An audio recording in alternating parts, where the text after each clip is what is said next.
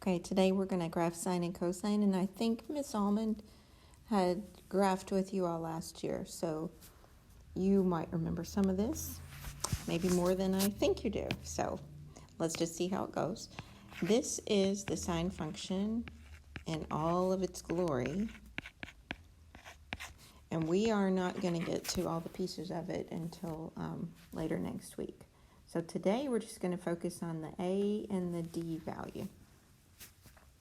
And before we do that, I'd like for us to look at our unit circle and be reminded of the quadrant angles. So at 0, we have the point 1, 0.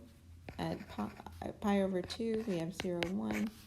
At pi, we have negative 1, 0. And at 3 pi over 2, we have 0, negative 1. And remember how ordered pairs are cosine theta and then sine theta. Sine was y and cosine was x. So to graph the sine function, we're going to use these specific angles that I've highlighted here. And I'm going to try to do it down here. So it might be a little crowded. So when we graph the sine function, we're looking at 1, 2, 3, 4, 5 specific points on the x-axis. And they are 0, pi over 2, pi, 3 pi over 2, and 2 pi. There are the 4 points on our unit circle. And we'll start at 0, pi over 2, pi, 3 pi over 2, and get all the way back around to 2 pi. So those are the 5 points that we'll be looking for on our graph. And then we're just remembering that sine is y. So at 0, sine of 0 is 0 because that's the y value of the ordered pair. So that's all we're looking at today is the y value of the ordered pair because we're graphing sine. So sine of 0 is 0, so we put a point at 0. And I'm going to explain this 1 and negative 1 in just a moment, but let me put them on there. Sine of pi over 2 is 1. Sine of pi is 0. Sine of 3 pi over 2, and all we're looking at, remember, is just the y values, is negative 1. And sine of 2 pi is the same as the 0 value. It's back to 0. And we graph sine with this nice little smooth curves. So that's the sine function. And we will not always use the unit circle to graph it. We'll start to follow the pattern. But that's what the sine graph looks like. And if you watch any hospital shows or doctor shows, and they've got someone hooked up to the heart monitor, and they've got the little heart rate thing, and they say, oh, he's got a normal sinus rhythm. Sinus rhythm, that's related to the sine function and how it repeats over and over. The sine function actually goes on forever like this. But we are only looking at one period of the sine function.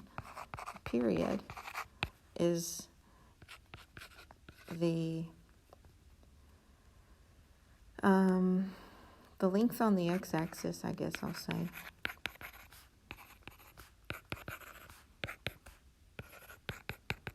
Needed for one complete revolution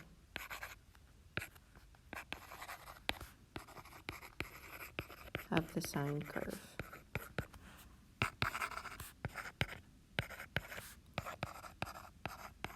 One complete, starting, going up, going down, and coming back to the starting point. That's one full period. And you just saw right here that it took between 0 to 2 pi to complete that full period. So the period for sine is 2 pi.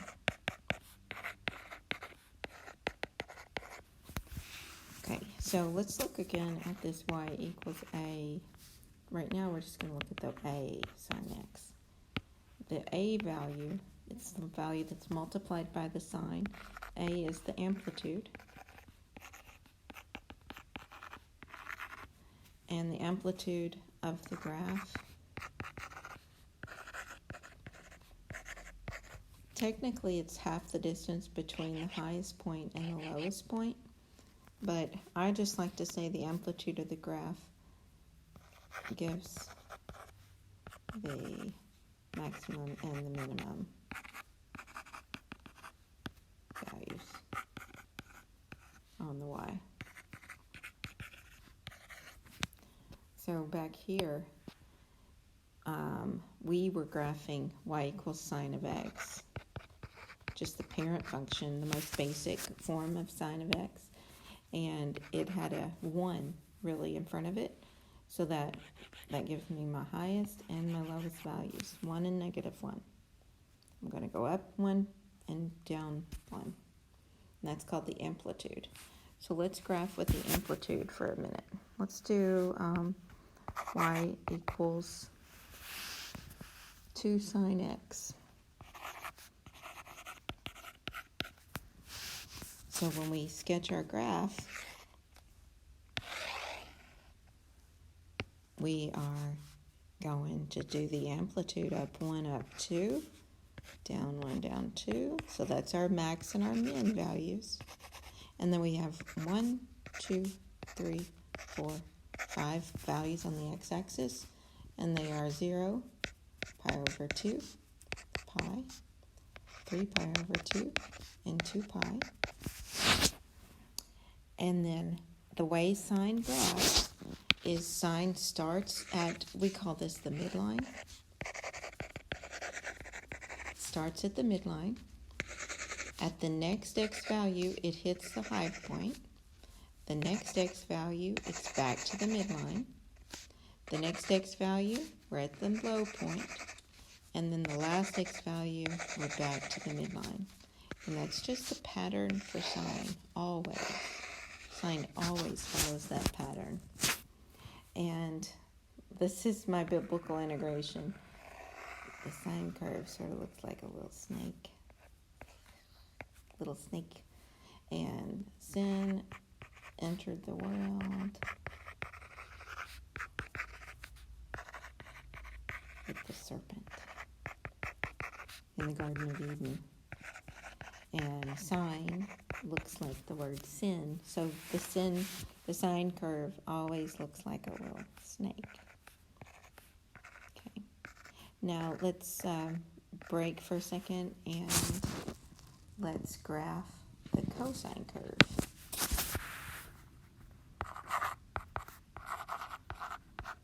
And let's go back to unit circle. Go a little faster through cosine. Cosine works the same way that sine works, just graphs differently. 1, 0, 0, 1, -1, 0, 0, -1. But the cosine curve looks just like the sine curve once you look at the full thing. It's just it has different high and low values, different, it starts in different places on the x-axis. So if an ordered pair is cosine and then sine, now we're going to look at the x values for all these points. So as we sketch cosine with our 5 x values that we're interested in, 0, pi over 2, same values, pi, 3 pi over 2, and 2 pi. So many similarities between sine and cosine. Even to the amplitude is 1. So that means we're going to go 1 will be our highest and -1 will be our lowest. And let's just go through how cosine works. Cosine of 0 is 1. So at 0, cosine starts up here at 1. Cosine of pi over 2 is 0. So at pi over 2, we're at 0. Now cosine of pi is -1. So we drop down here at pi to -1. Cosine at 3 pi over 2 is 0. And cosine of 2 pi is 1 again. So cosine starts at the height, crosses the midline, hits the low point, comes back to the midline, and finishes at the height. Cosine looks like a U curve. Sine looks like a snake. Cosine still completes one full period. That's its highest point, and it goes until we reach that highest point again, and then we've traveled the full length. Cosine has a period of 2 pi also. That's how long it takes it to complete that full curve one time. Let's see. Let's do y equals 3 cosine x. And maybe we can try to do it with the pattern. First thing I want you to notice is the amplitude's 3. So let's mark 1, 2, 3 up on the y, and 1, 2, 3 down on the y. And let's get all 5 of these x value points. And let's label them 0, pi over 2, pi, 3 pi over 2, and 2 pi. So I'm not going to accept something on a quiz that just looks like, something like that. I'm going to need to see these 5 points that I'm graphing with you right now. Everything that I'm kind of showing you are the things that I will need to see and what I'd like to see on your homework for this little video. So cosine of 0 was 1. Well, we're multiplying that by 3, so we're going to start out at 3. Cosine of pi over 2 is 0, times that 3, though, is still 0. Cosine of pi was -1, but times by 3 is -3. 3 pi over 2 is back to 0, and 2 pi is back to 3. Cosine always starts at the highest point, crosses the midline, hits the lowest value, back to the midline, finishes at the highest point. Once you learn how the pattern works, you don't have to physically find cosine's value at all these different x values. Now let's learn what the d value does in a trig function.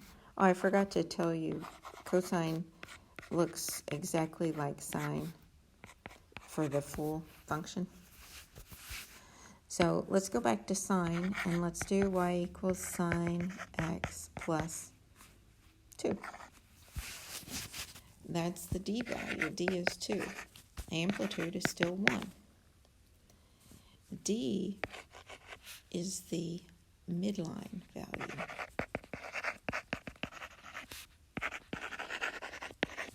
On this first time we graphed sine, there was no plus number, so it was really 0. So I had a midline at 0. Right here, midline. But now we have a midline at 2. So you're going to graph the midline first.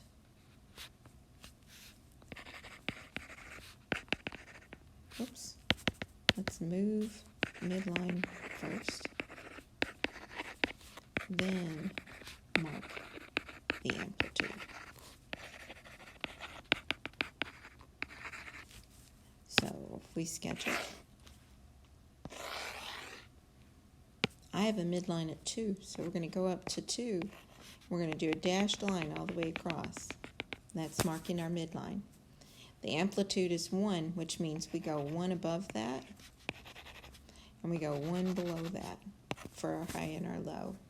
We're still looking on the x-axis at these 5 points, which for today are always 0, pi over 2, pi, 3 pi over 2, and 2 pi. And let's graph sine using the pattern. Sine is the snake, the little snake pattern. Sine starts at the midline. The next x value, it hits the height. The next x value, it's back to the midline. The next x value, below point, the last x value, back to the midline.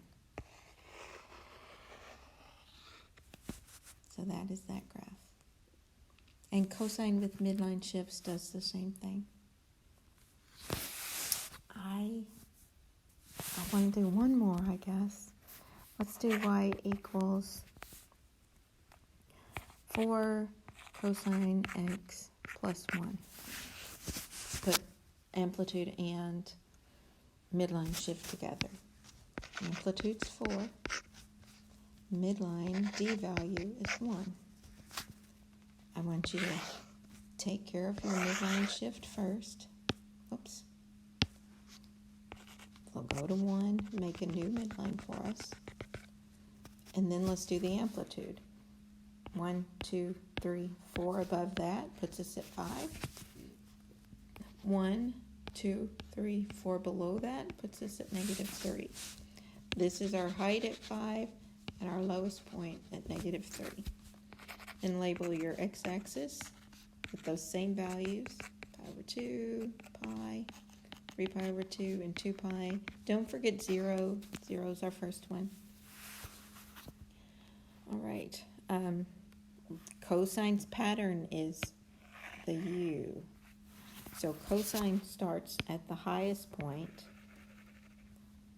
then it crosses the midline, hits its lowest point, crosses the midline, and finishes at the highest point. So there's our cosine graph. All right, I posted a little worksheet with 10 questions. It's handwritten. It's on Google Classroom for today. Go ahead and give those a shot, and I'll see you Wednesday.